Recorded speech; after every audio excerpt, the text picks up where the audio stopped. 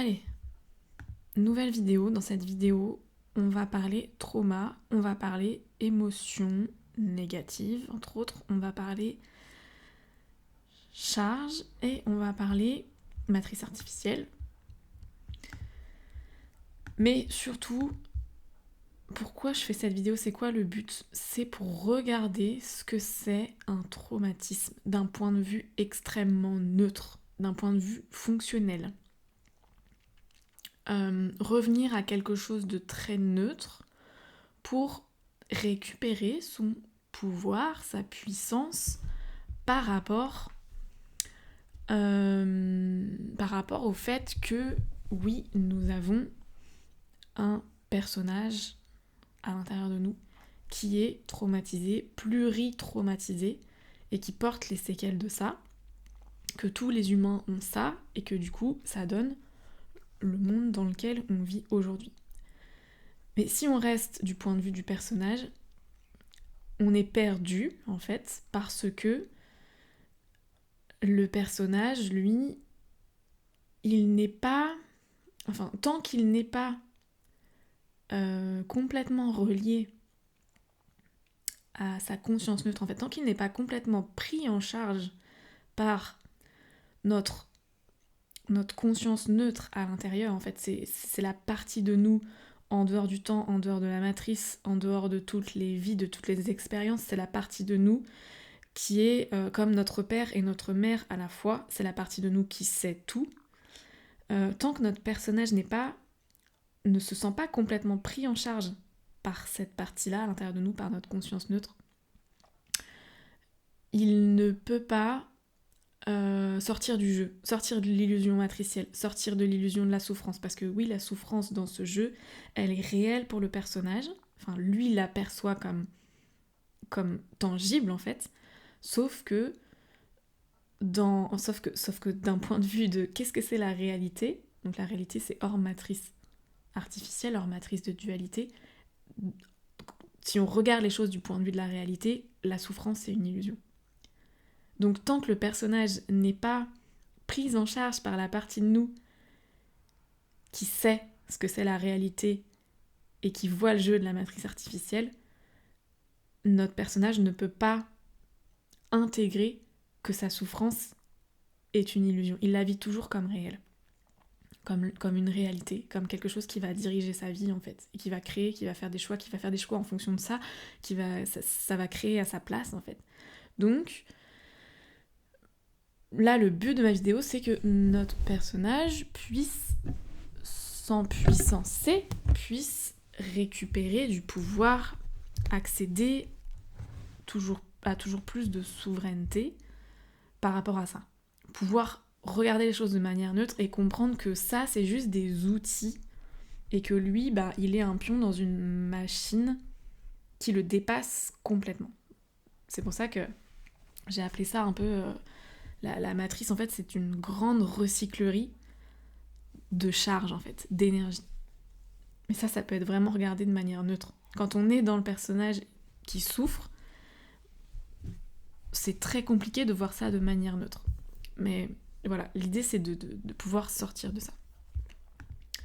Et donc, on va aller regarder qu'est-ce que c'est un trauma d'un point de vue neutre, d'un point de vue fonctionnel, d'un point de vue comment le trauma il est utilisé comme un outil en fait dans cette recyclerie de charge. Pour cette recyclerie en fait c'est comme une usine en fait qui a des intrants et des trucs sortants. Elle utilise des ressources en entrée et elle fabrique un produit.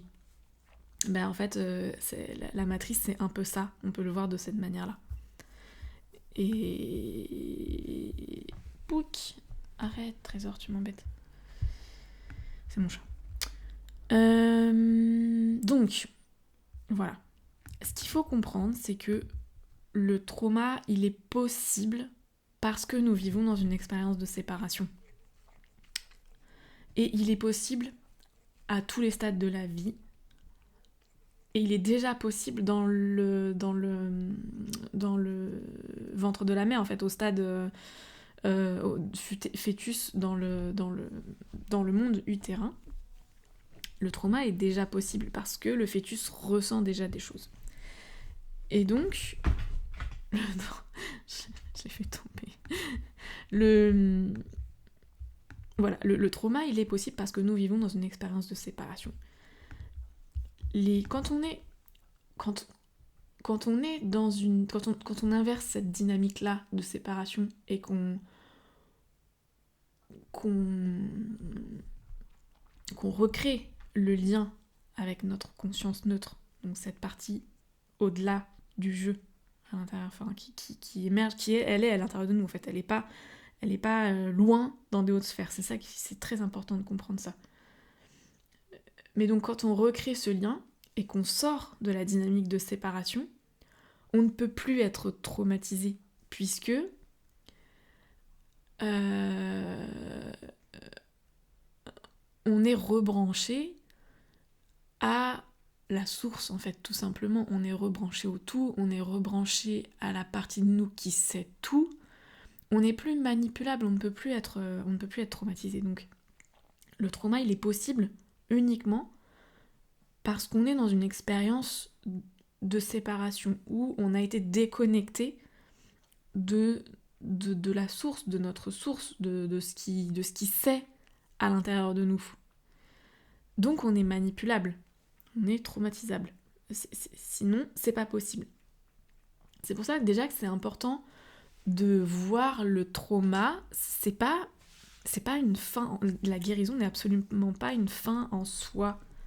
En fait, le trauma, on peut prendre beaucoup de hauteur par rapport à ça. À la fois c'est quelque chose de difficile et de compliqué, et à la fois c'est quelque chose qu'on peut dépasser facilement. C'est les deux à la fois en fait, ça dépend depuis où on le regarde. Il faut pas minimiser, je suis pas en train de dire qu'il faut minimiser le trauma, c'est pas ça.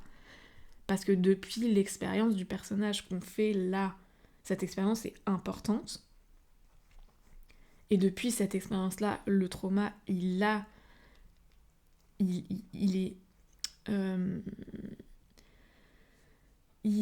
modeler en fait qui on est et notre expérience. Donc forcément, il a son importance.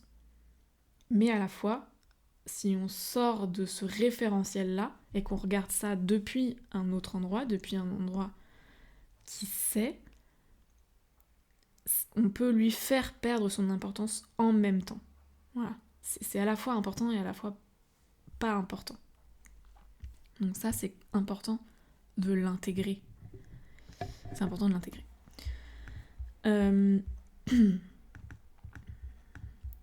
Mais du coup,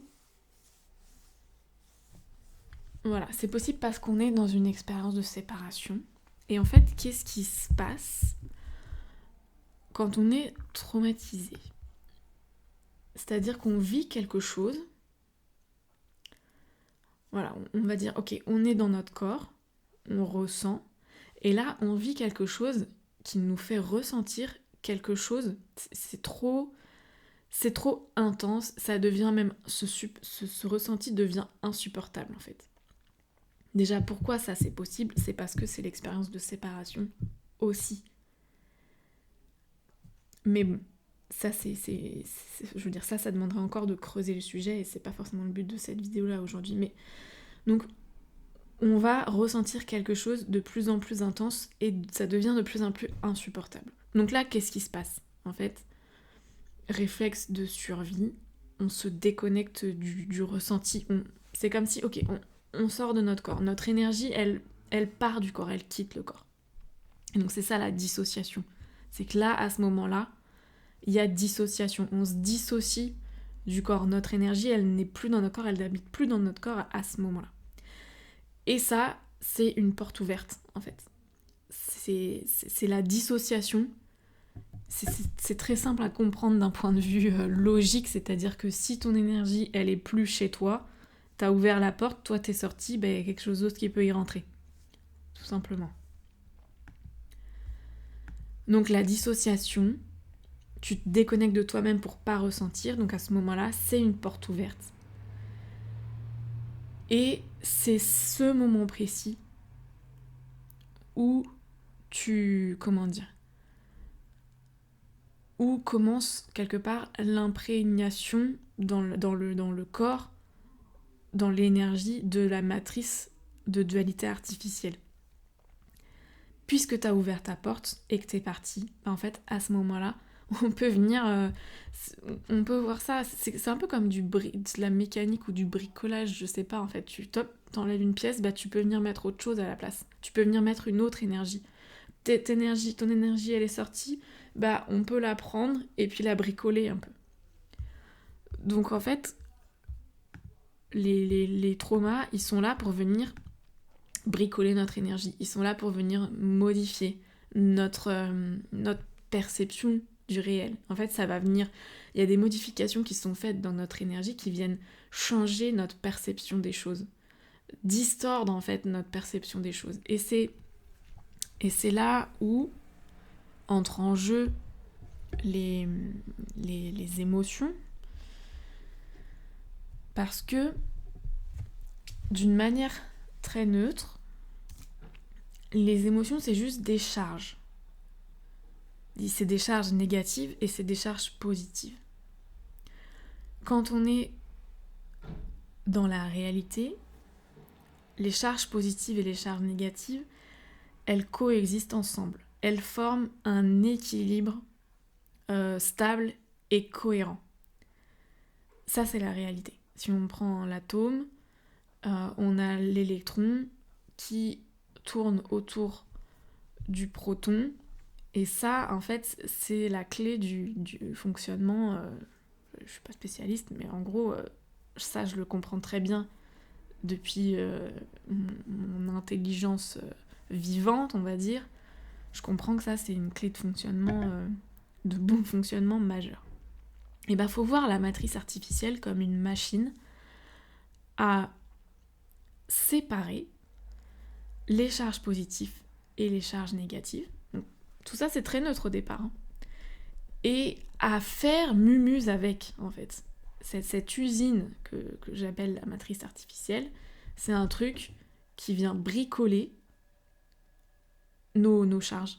Comment fonctionne le vivant normalement, ça le bricole. Ça va venir prendre les charges négatives, les charges positives, hop, on les sépare. Donc, grande instabilité temporaire, on va dire. Et puis hop, on les récupère et on fait des trucs avec. Tiens, on t'en remet, mais on les a un petit peu modifiés. Voilà. En fait, l'idée, c'est de pouvoir... C'est ce que j'en comprends. Hein. La matrice artificielle, c'est comme une grande recyclerie de charges. On vient récupérer des charges chez les humains. On les la matrice, elle les utilise pour son propre fonctionnement. Donc c'est comme une usine. Voilà, elle prend quelque chose en entrée, elle en fait quelque chose d'autre. Elle peut, je sais pas moi, avec l'argent qu'elle va utiliser pour, l'argent qu'elle va gagner avec ce qu'elle va produire, elle va acheter de l'électricité par exemple. Donc en fait c'est comme un truc qui fonctionne comme ça. Hop, ça prend les charges en entrée. Il y en a une partie qui va pour son propre fonctionnement et une autre partie où elle le redonne aux humains, mais d'une manière qu'elle va pouvoir encore continuer à les réutiliser, à fonctionner, etc. Donc, moi, ce que je comprends... Donc ça, c'est voilà. Pourquoi, en fait, les humains, ils ne veulent pas de leurs émotions négatives ? Et pourquoi ils vont toujours chercher à l'extérieur ce qui leur fait du bien ? Donc, les émotions positives, entre guillemets. Parce que, au départ, de manière très neutre, on a juste pris du plus et du moins, pouf, on les a séparés, on les a maquillés, on les a modifiés, on les a... Et avec, en fait, on gère les humains avec ça. Mais pour moi, nos émotions négatives, elles sont... C'est des charges, mais qui sont... Elles sont plus qu'elles étaient au départ. C'est comme si elles avaient été maquillées avec d'autres énergies. Et du coup, on n'en veut plus.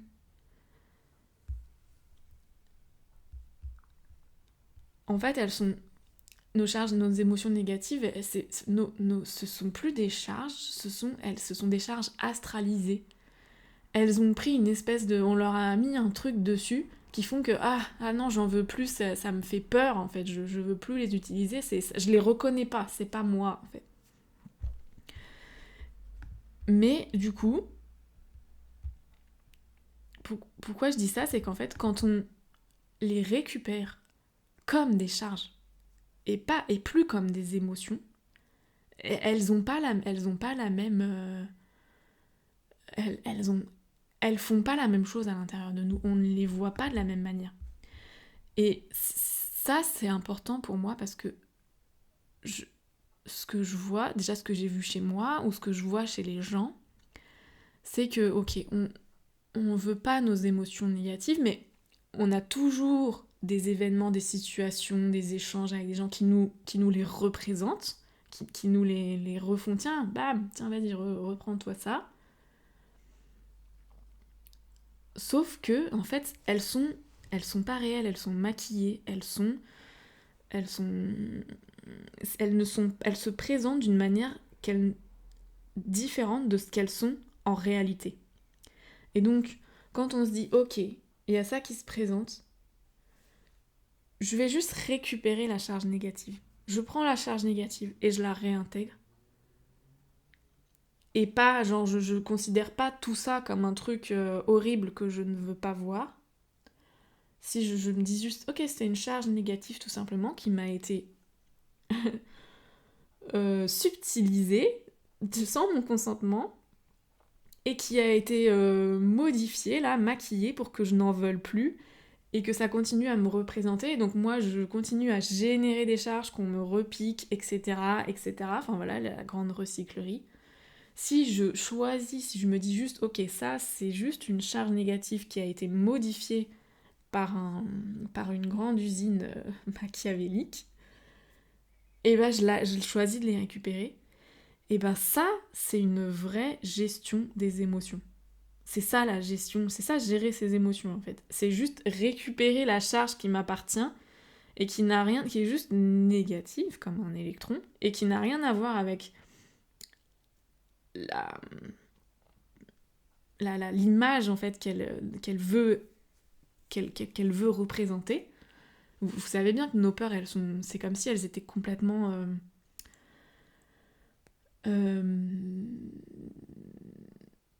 elles sont beaucoup plus grosses que ce que c'est en réalité en fait. C'est comme si elles prenaient des proportions énormes, que ce soit nos peurs ou notre tristesse ou notre colère, peu importe en fait l'émotion un peu qui nous correspond.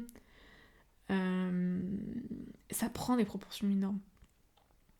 Et donc l'idée c'est juste de récupérer la charge. Et moi j'ai trop... Enfin comment dire, on peut vivre ça de manière beaucoup plus tranquille que si on se dit ok, j'accueille l'émotion et je la vis et là on prend tout. Et là c'est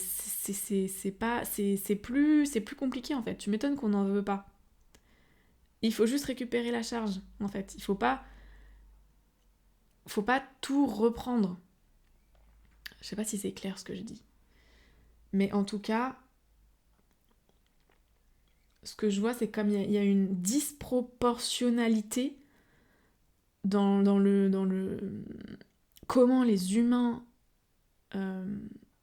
rejettent ou absorbent leurs émotions par rapport à ce que c'est vraiment.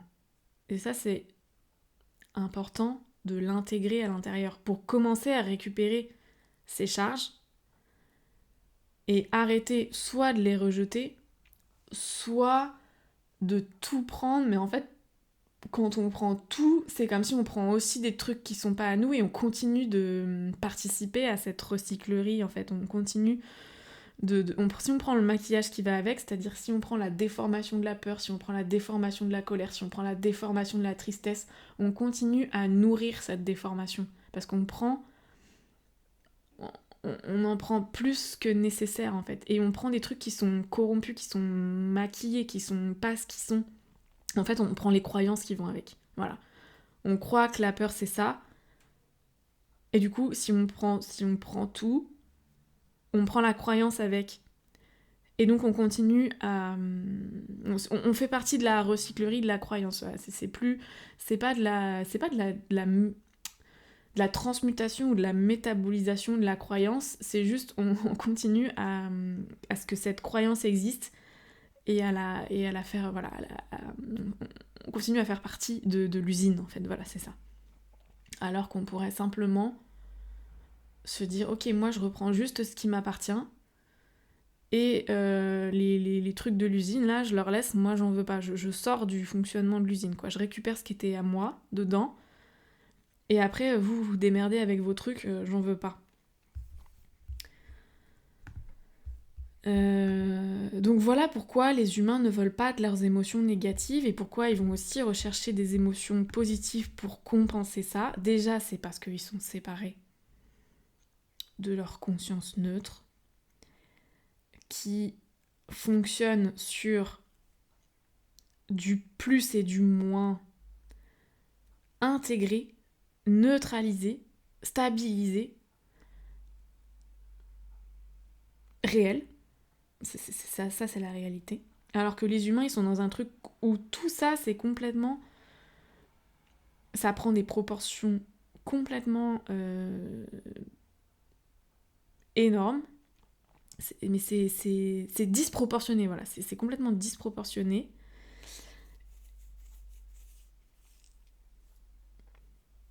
Et ça n'est plus réel, en fait. C'est maquillé, c'est le jeu de la matrice. C'est le jeu de la matrice.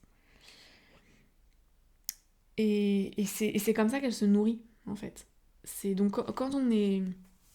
Bon, une fois que c'est pour redire le truc, mais une fois que le trauma il est généré, on se dissocie, là c'est la porte ouverte, et ben on va nous prendre nos charges positives, nos charges négatives, et on va les maquiller. Tiens, je te prends ta peur, et je la rends encore plus terrifiante. Voilà, je prends tes charges négatives qui ressemblent à ta... qui sont de la peur chez toi, et je la rends encore plus terrifiante. Du coup, quand on se représente, t'as encore plus peur, mais t'en veux pas. Donc, hop, on peut encore te choper te piquer des charges, les réutiliser. C'est comme ça que le trauma fonctionne. Voilà, une porte ouverte, on nous pique des trucs, on peut nous mettre du coup des choses à l'intérieur, donc comme des implants qui viennent générer, enfin continuer à nous faire générer cette peur et surtout c'est comme si notre vision de la réalité après elle est complètement faussée et distordue. On voit tout sous le prisme de cette émotion négative, de cette peur ou de je sais plus quoi en fait. C'est comme on devient vraiment on devient des sur pattes, on devient des producteurs de charges qu'on peut nous prendre, on devient ça sur pattes quoi.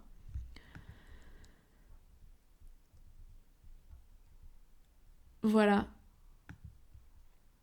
Et donc ces charges-là, comme on n'en veut plus, elles sont maquillées, ben, elles sont réutilisées pour créer pour nous. Et donc c'est pour ça que c'est une grande recyclerie. Ça. Il y a besoin de se sortir de ça pour revenir à la réalité, pour revenir juste, ok, à un fonctionnement de plus et de moins ben, neutralisé, stabilisé, réel, et et avoir en fait une perception des choses beaucoup plus neutre et beaucoup plus réelle en fait. Faut bien comprendre que la matrice, elle crée vraiment une distorsion de la réalité. Notre perception, elle est complètement distordue. Donc voilà pourquoi les humains ne veulent pas de leurs émotions négatives. C'est parce que leurs émotions négatives, elles sont modifiées. C'est comme les OGM, elles sont génétiquement modifiées pour devenir encore plus négatives et pour nous maintenir dans ce fonctionnement d'usine, comme un produit, enfin comme un... Je sais plus comment ça s'appelle là, le truc qu'on utilise justement pour fabriquer un produit, c'est un... Plus j'ai bossé dans les usines, bref, c'était loin, je m'en souviens plus. C'est le contraire du produit. Bon, bref. Bon, un intrant, quoi. Vous avez compris.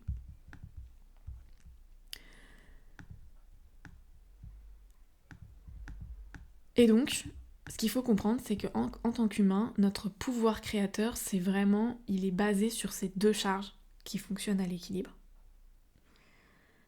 C'est grâce au plus et au moins qu'on peut créer.